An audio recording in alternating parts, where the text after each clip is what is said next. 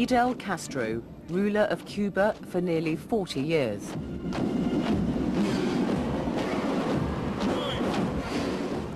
He's taken Cuba from a small, insignificant Caribbean state about the size of Ireland to one of the best-known nations of the Third World. Jamás el país sería conquistado, jamás el pueblo dejaría de luchar. When you meet Fidel Castro, the first thing probably that impresses you is that he is a big man. He's tall and bulky, and he has this great big beard.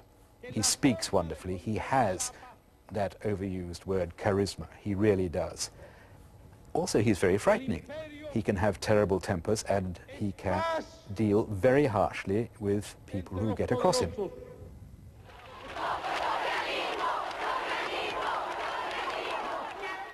Fidel Castro has survived longer than any other political leader of his generation.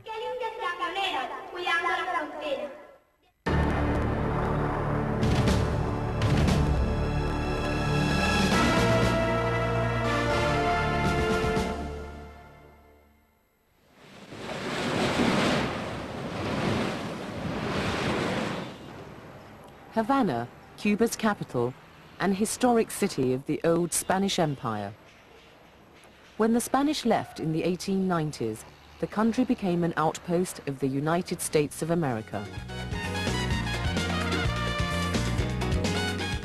By the 1950s, it had become a good-time city for US tourists and gamblers.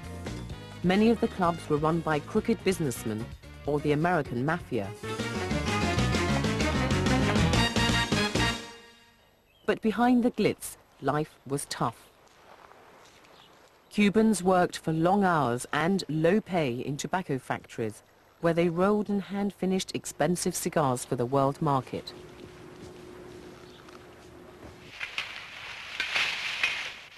Many of them had run away from the poverty of the countryside, where the only work was on tobacco and sugar plantations, seasonal work, which was never enough to keep a family fed and clothed.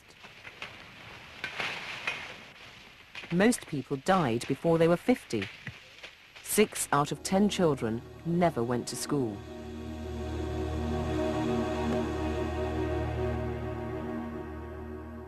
Fidel Castro was born on a sugar plantation in 1926. His family were exceptional. His father had made money and bought land. The young Castro had a comfortable middle-class upbringing, though he would later claim the poverty around him influenced his outlook. So too did life in Havana, where he went to university in 1945 and came face to face with the city's violence and corruption.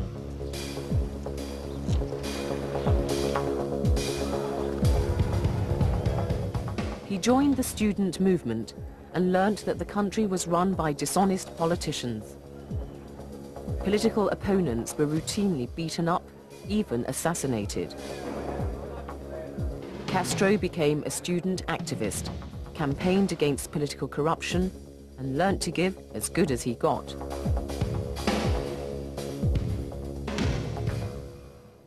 Politics in Cuba was fairly nasty, fairly brutish, and he fitted in rather well to this because he was tough.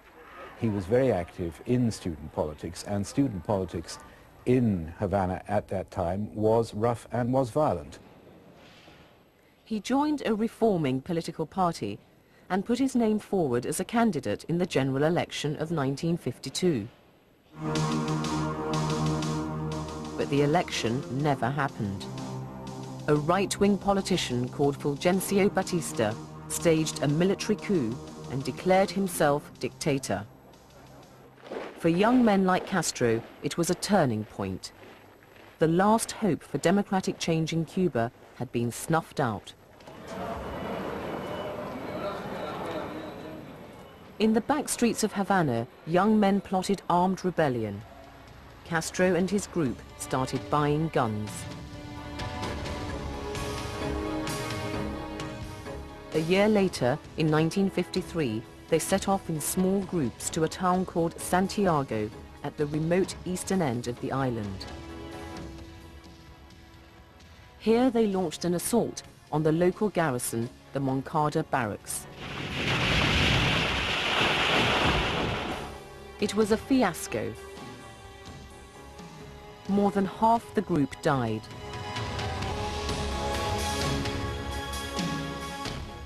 Castro was lucky. He escaped with a prison sentence. He told the judge in a now famous phrase, "History will absolve me." He was sent to a high-security prison on the Isle of Pines.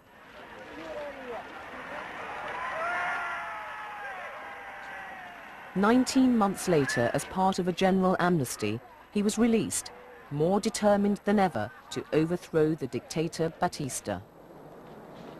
He went to Mexico to regroup. 2 years later, in 1956, he was back. 82 revolutionaries packed into a small boat called Granma and headed across the Gulf of Mexico to a remote beach on the southeastern tip of Cuba. The plan was to land secretly and stir up the local population, but almost everything went wrong. They landed in the wrong place and had to wade ashore through a mangrove swamp. They were betrayed by a local peasant and attacked by a military patrol. 63 were killed. Castro, once again, was lucky to survive. He beat a retreat with the tattered remains of his forces to the security of the Sierra Maestra Mountains. Here they regrouped and planned further raids on Batista's forces.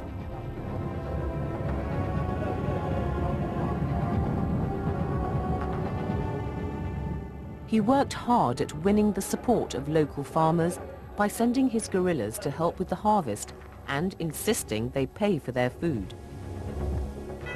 Soldiers in Cuba had never behaved like this before.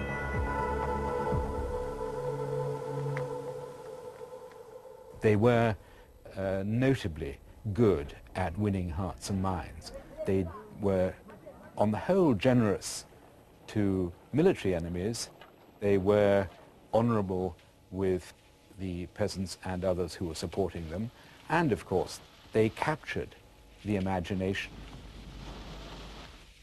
There are thousands of men who would gladly join us, but at this time we cannot accept most of them because we lack arms. But we hope to get that arms from Batista's soldiers themselves. This is only the beginning. The last battle will be fought in the capital. You can be sure.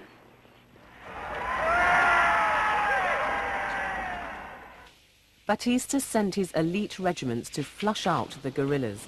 Castro's forces set traps for them and then melted into the jungle.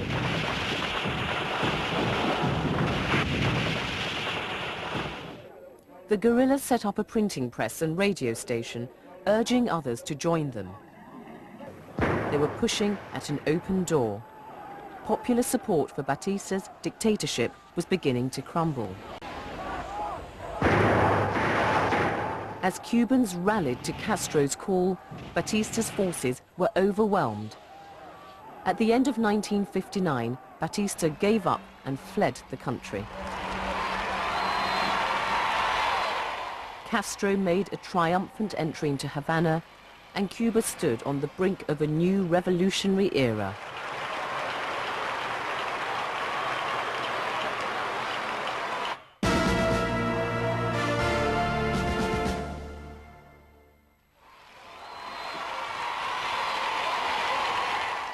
The revolution received overwhelming popular backing. Supporters of the old regime were rounded up, and there were a series of show trials. Several hundred people were executed, but Castro protested he was not a new dictator. We are not afraid to be submitted to the public opinion judge, because we are fulfilling our duty as patients, as human, and as democratic men. And I want that the newsmen come to Cuba. That is the best way of proving that Cuba is, at this minute, the most democratic and free country of the world. The new government introduced a crash program of construction and education. Over the next 10 years, Cuba was to build more than 7,000 schools and treble the number of hospitals. The Cuban people became one of the best educated and healthy in the developing world.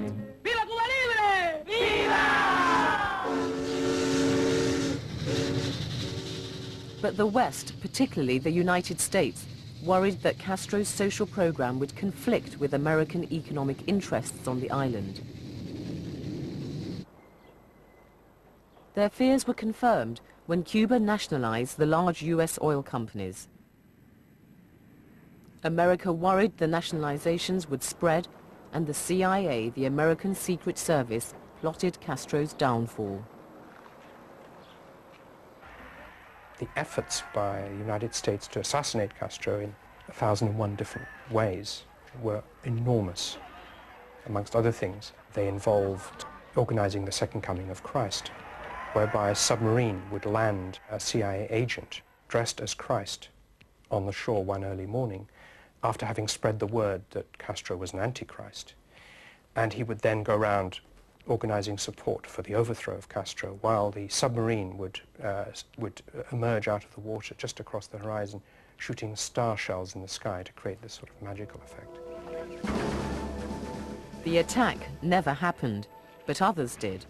In 1961, America backed an invasion by a small force of embittered Cuban exiles. They landed at a beach called the Bay of Pigs. Castro took command of the defense and inflicted an embarrassing defeat on the American-backed forces. It was a huge boost to Cuban pride. But the incident had severely shaken Castro's confidence. Fearful he might not survive the next invasion, he turned to the Soviet Union for help.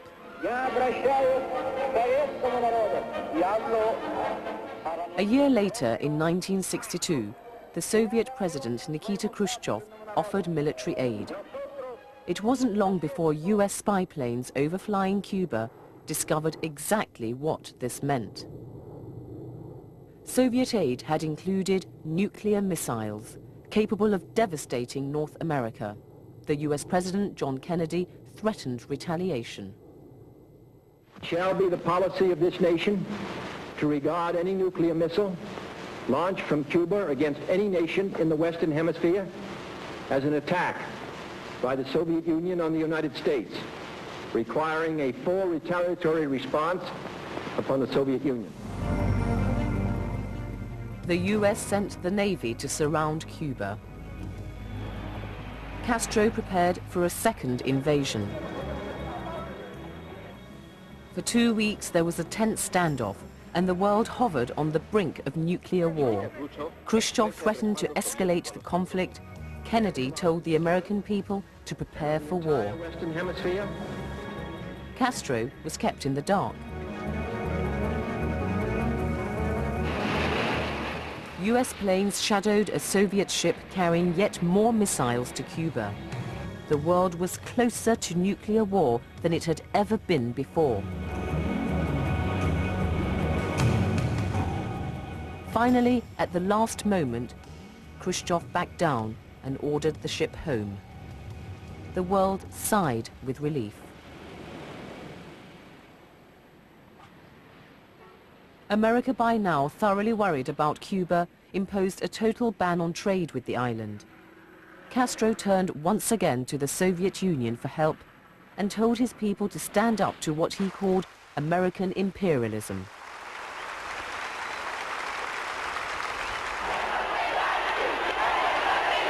Por una vía o por otras vías, es y continuará siendo, mientras exista el imperio, su objetivo.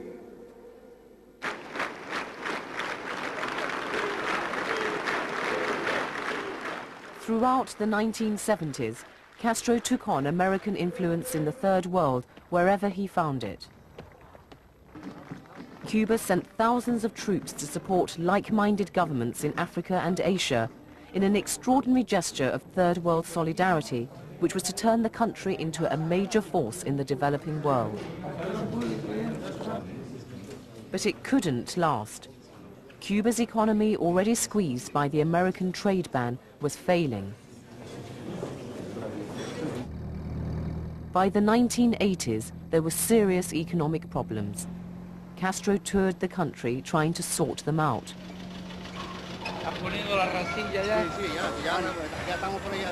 Tenemos problemas con los winches. Tenemos, pero son pocos.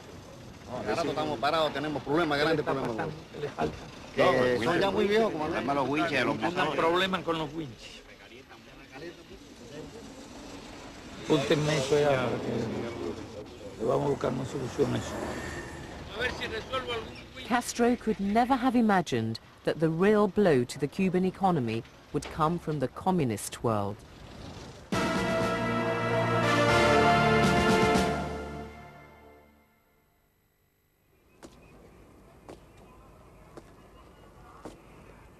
In 1991, there was a political earthquake. Communism collapsed in Europe and then in the Soviet Union. The Cuban economy, totally dependent on Soviet aid and technology, crashed.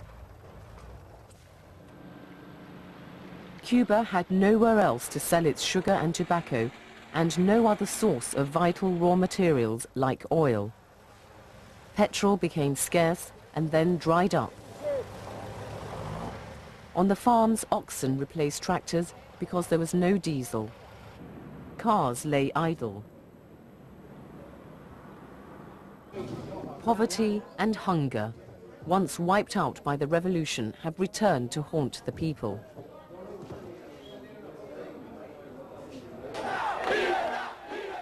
For Cuban exiles in America, many who fled communism, Castro is a dangerous dictator who's dragged his people into misery. A dialogue with Fidel Castro is like a dialogue with Hitler. There's dialogues that cannot exist. In Cuba today, there's one-man rule and hundreds of political prisoners. Yet Castro remains overwhelmingly popular, a symbol of his people's determination to stand up for their ideals. The leader of a small communist country living in a hostile capitalist world.